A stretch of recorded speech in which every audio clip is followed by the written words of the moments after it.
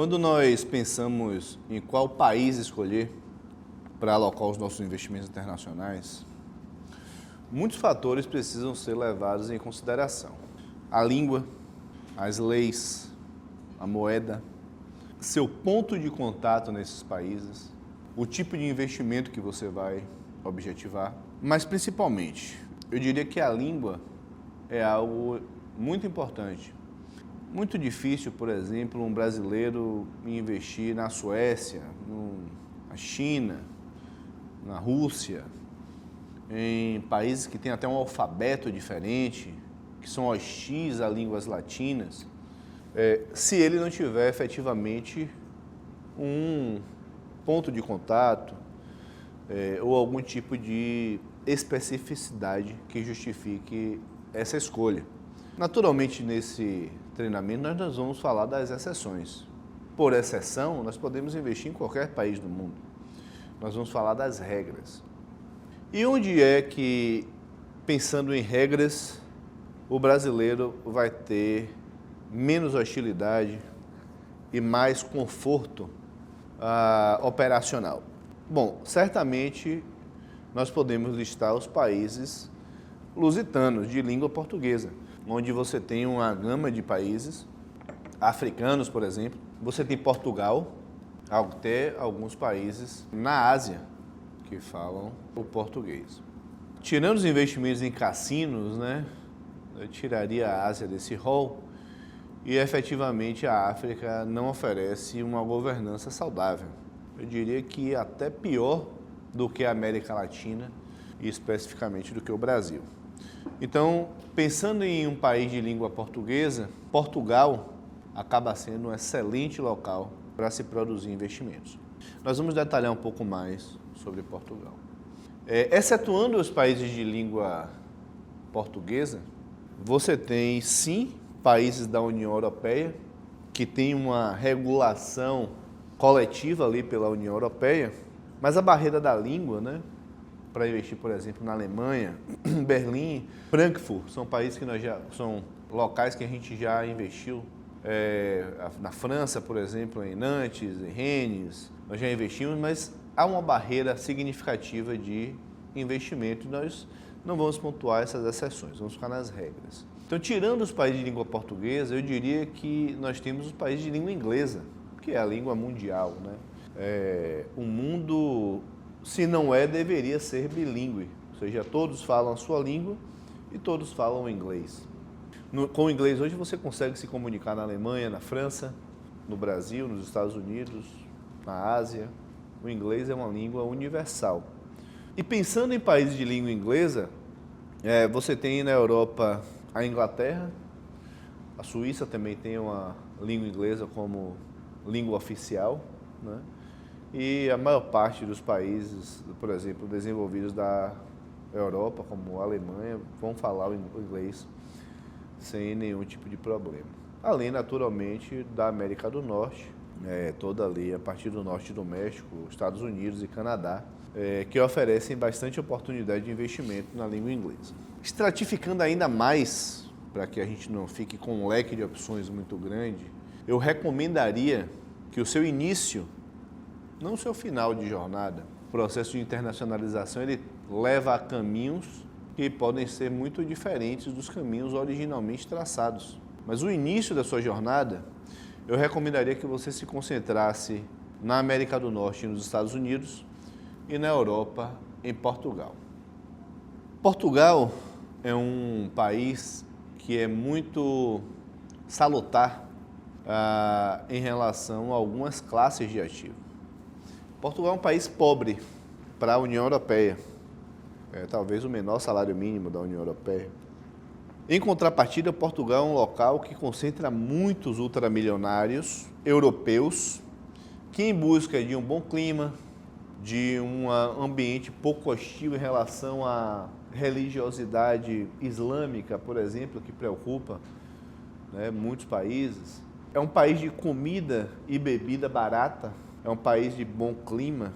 Acaba sendo um país que atrai, primeiro, todo aquele oeste europeu, pessoas da Inglaterra, Itália, França, Espanha, Suíça, Áustria, Liechtenstein, toda aquela turma gosta muito de Portugal, além de indivíduos ultramilionários de outros locais do mundo, inclusive da Ásia. Portugal tem uma concentração significativa de chineses, de russos, de ucranianos, de japoneses.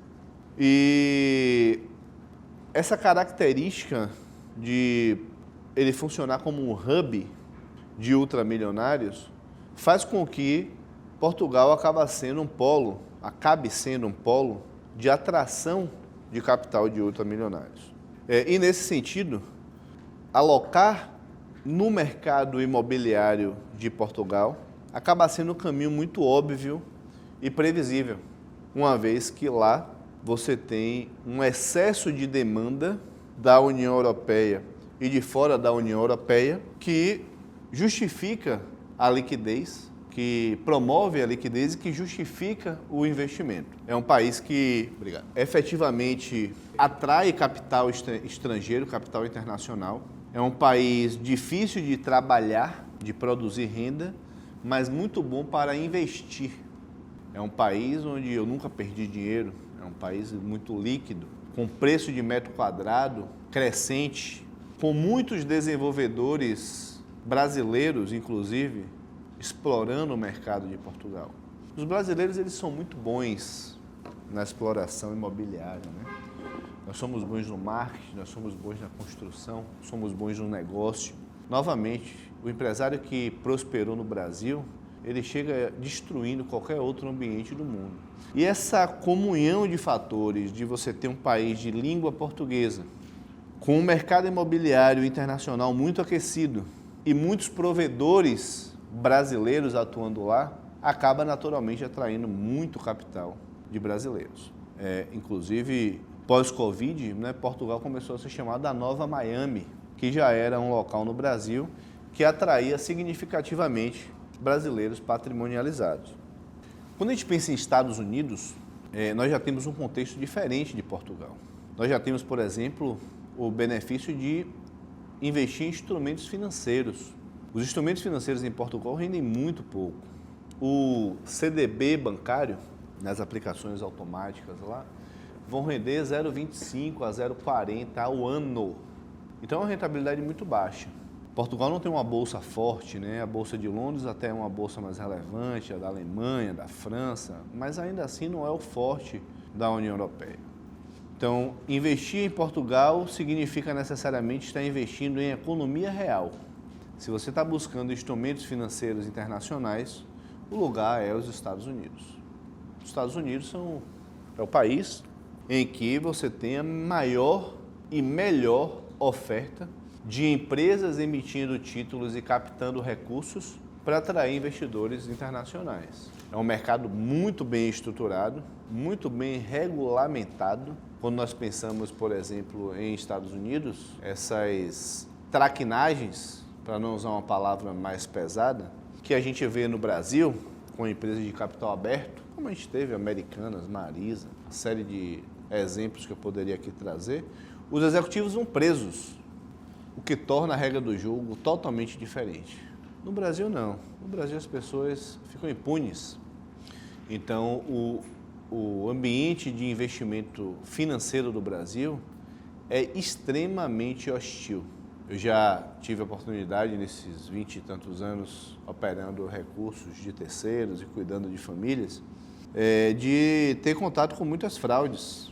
Fraudes de centenas de milhões, fraudes de grandes empresas, sabe, de fundos grandes que estavam com ativos mal precificados, que estavam com ativos garantidores questionáveis, que promoveram fraudes efetivamente, né? Nós temos diversos exemplos aí para poder citar nesse sentido. Depois de alguns tropeços, né? Naturalmente você aprende a ficar de guarda alta, você aprende a ficar defensivo em relação ao Brasil e aprende a ficar defensivo em relação a instrumentos financeiros. Os Estados Unidos permite que você tenha acesso a uma gama muito rica de produtos. Eu diria que talvez seja a maior, talvez não, é a maior prateleira de produtos financeiros do mundo. Plataformas abertas que dão acesso ao cliente a uma série de emissores, a uma série de gestores, a uma série de administradores, semelhantes com plataformas abertas que existem lá no Brasil, geram muitas opções de alocação para os investidores que lá estão. Sejam em bonds, que seria a renda fixa, análoga ao Brasil, ou seja, uma emissão de dívida de uma empresa financeira ou não, que está captando recursos de terceiros com a promessa de devolver esses recursos com mais remuneração. Seja em equity, que é a participação acionária de fato que se tem em determinado negócio. Então lá é o local mais líquido, mais bem regulado e mais seguro do mundo para se investir em instrumentos financeiros. Se você hoje tem uma conta de corretora, você deveria sim pensar em ter os seus investimentos líquidos em dólar em um mercado potencialmente mais forte. É claro que eu não estou falando dos investimentos ligados a reservas de emergência, a despesas correntes. Não, estou falando do investimento mesmo, não aquele de curto prazo, os investimentos que podem sim ser mantidos para o longo prazo. Então é lá que você deveria estar. É lá que você tem ações líquidas, é lá que você tem estruturas de dívidas bancárias e de dívidas não bancárias baratas. É lá que você tem uma regulação muito firme e definitivamente é lá que você vai ter a maior chance de construir riqueza em instrumentos financeiros. São muitas as emissões que existem lá fora, emissões de dívidas, securitizações, estruturas de investimento a partir de mútuos, né, que não são bem uma estrutura mobiliária de dívida, mas é uma estrutura de dívida, assim como uma debenture, por exemplo, que não tem esse nome de ativo lá, mas você tem sim as emissões de bonds que essas empresas fazem. Então, estar nos Estados Unidos é estar na economia financeira mais líquida do mundo. Em adição a isso, vale destacar que lá também é o mercado onde a gente tem uma das melhores estruturas de mercado imobiliário do mundo. Não estou falando da América do Norte, nem do Hemisfério Norte, eu estou falando do mundo. Eu diria que entre hoje os Emirados Árabes e os Estados Unidos são os mercados que aceitam capital global, que mais estão desenvolvidos e que mais oferecem oportunidades de resultados. É muito mais fácil você encontrar informações e teses de investimento com tickets menores nos Estados Unidos do que em Dubai, nos Emirados lá. Portanto, eu recomendo que esse start ele fique entre essas duas jurisdições. Considerando que Estados Unidos você vai ter uma boa oferta de instrumentos financeiros e também vai ter uma boa oferta de ativos de economia real. E em Portugal, você tem uma oferta muito ruim de instrumentos financeiros e uma boa oferta em termos de economia real. Então, escolher as jurisdições contempla todos esses elementos que nós estamos aqui conversando, para que você efetivamente faça uma escolha que esteja relacionada com as suas capacidades de língua, de traslado e de entendimento desse todo. É muito importante no processo de escolha, dessas jurisdições considerar o tipo de investimento que vai se fazer para daí poder se escolher o melhor local. Se, por exemplo, a ideia é operar o alto padrão, talvez não seja nos estados da Flórida que você vai estar operando, talvez você precise ir para Boston, cidades mais para o norte. Assim como, se a sua ideia é investir em médio padrão, talvez não seja Portugal o país para que você aloque o seu capital. Talvez seja melhor você ir para um subúrbio da Flórida, para um subúrbio de Nova York e conseguir, nesses locais, acesso a melhores oportunidades de alocação para o seu capital. Então, cada país vai ter vantagens e desvantagens e o que vai determinar o país mais adequado para cada tipo de ativo é justamente o perfil do investidor, do investimento que você vai fazer e o momento que esse país está. Você não quer, naturalmente, investir em um país que está indo para uma derrocata, que está indo quebrar. Você quer investir em países saudáveis, que você tenha apoio governamental, que você consiga amparo caso você tenha algum tipo de problema. Portanto, é importante, sim, elencar as vantagens e desvantagens. O que eu trouxe de desvantagem aqui, por exemplo, da Rússia em relação à língua, eu posso conversar com um cliente na Europa que fala, não, eu quero cirílico mesmo nas minhas comunicações. Então, essa análise, ela cabe ao olhar de cada família. O nosso trabalho aqui, enquanto planejador financeiro, está diretamente relacionado a capturar esses desejos dessas famílias, essas lacunas, e a partir dessas lacunas ter uma definição efetiva de onde alocar o capital e como alocar o capital. Como você não tem um suporte como um Multifamily Office no seu dia a dia, eu recomendo que você vá para o básico. E nós vamos falar um pouco ainda das teses de investimento no futuro, nesse curso, o que vai dar suporte para que você possa tomar essa decisão de forma mais consciente. Agora nós iremos falar dos veículos de estruturação societária internacional. Todos nós sabemos que investir na pessoa física não é um caminho saudável e seguro em nenhum lugar do mundo, principalmente pós-reforma tributária. Nós ainda iremos falar extensivamente das obrigações fiscais e contábeis que o brasileiro tem, principalmente pós-reforma.